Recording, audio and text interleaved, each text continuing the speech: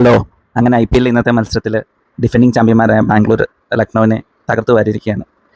Toss നേടിയ Bangalore bowling തിരഞ്ഞെടുത്ത് ലക്നൌവിനെ ഒരു ബിലോ പാർ സ്കോർ തന്നെ ഓൾ ഔട്ട് ആക്കിയിരിക്കുന്നു. അപ്പം ടൂർണമെൻറ്റിൽ ആദ്യമായിട്ട് RCBയുടെ ബോളേഴ്സ് മികച്ച പ്രകടനം തന്നെ നടത്തിയിരിക്കുകയാണ്.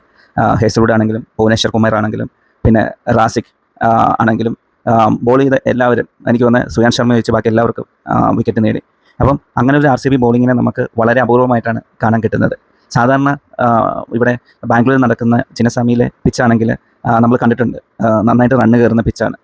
ടോസ് നേടുന്ന ടീം അല്ലെങ്കിൽ ബാറ്റിങ്ങിന് ആദ്യം കളിക്കേണ്ടി വരുന്ന ടീമാണെങ്കിൽ പോലും പവർ പ്ലേയിൽ ലേശം കഷ്ടപ്പെട്ടാലും ഒരു 180-200 സ്കോർ ഈസി ആയിട്ട് എൻഡ് ഓഫ് ദി ഡേ കയറാറുണ്ട്.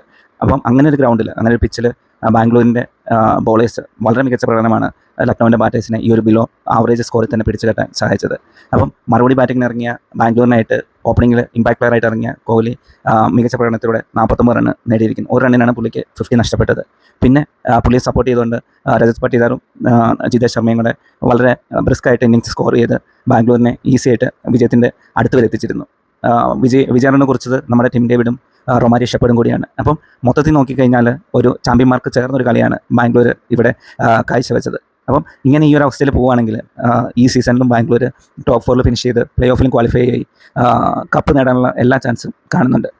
അപ്പോൾ ഇതേ രീതിയിലുള്ള കൺസിസ്റ്റൻറ്റ് പ്രകടനം നമുക്ക് മുന്നോട്ടുള്ള കളിയിലും പ്രതീക്ഷിക്കാം. പിന്നെ വേറൊരു മേജർ അപ്ഡേറ്റ് എന്ന് പറയുന്നത് പന്തിന് ഫസ്റ്റ് ബാറ്റ് ചെയ്തുകൊണ്ടിരുന്നപ്പോൾ പന്തിന് പരിക്ക് പറ്റിയിരിക്കുന്നതാണ്.